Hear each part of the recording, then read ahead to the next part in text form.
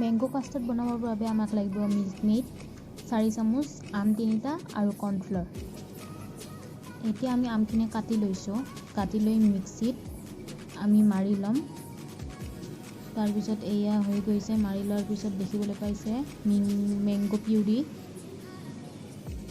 এতিয়া আমি ইয়াত মিল্ক মেইড 4 চামুচ দিম।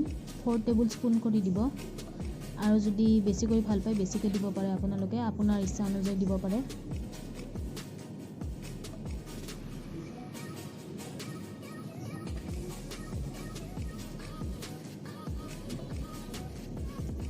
সম্পূৰ্ণ ভিডিঅ'টো চাই থাকিব। আপোনালোকেও ঘৰত ট্ৰাই কৰি চাবচোন, বহুত ভাল পাব। এতিয়া আমি চচপেনত 1 কাপ গাখীৰ দিছোঁ চাহ খোৱা কাপেৰে, আৰু তাত 3 চামুচ কৰ্ণফ্ল'ৰ মিক্স কৰি দিছোঁ। গেছটো একদম ল' চিমত দিব যাতে লাগি নাযায় আৰু বুৰবুৰণি নুঠে। এতিয়া সেইখিনি বাকি লৈ আমি গ্ৰাইণ্ডাৰত মাৰি ল'ম আৰু এবাৰ ঠাণ্ডা হ'বলৈ দি। এয়া হৈ গ'ল। এইবাৰ সেইখিনি ইয়াত মিক্স কৰি দিম আমি লাহে লাহে।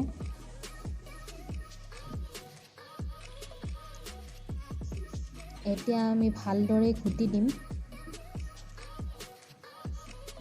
ভালদৰে লাৰিব। মিক্সিংটো ভাল হ'ব লাগিব, নহ'লে মাজত গোটা গোটা থাকি যাব পাৰে।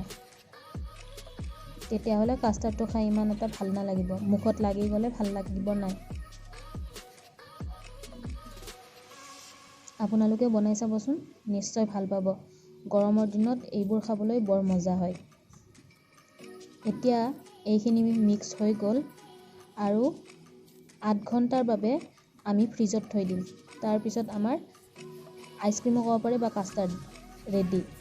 আজিৰ ভিডিঅ'টো ভাল লাগিলে লাইক ছাবস্ক্ৰাইব কৰি দিব। ধন্যবাদ। ভিডিঅ'টো শেষলৈকে চোৱাৰ বাবে বহুত বহুত ধন্যবাদ।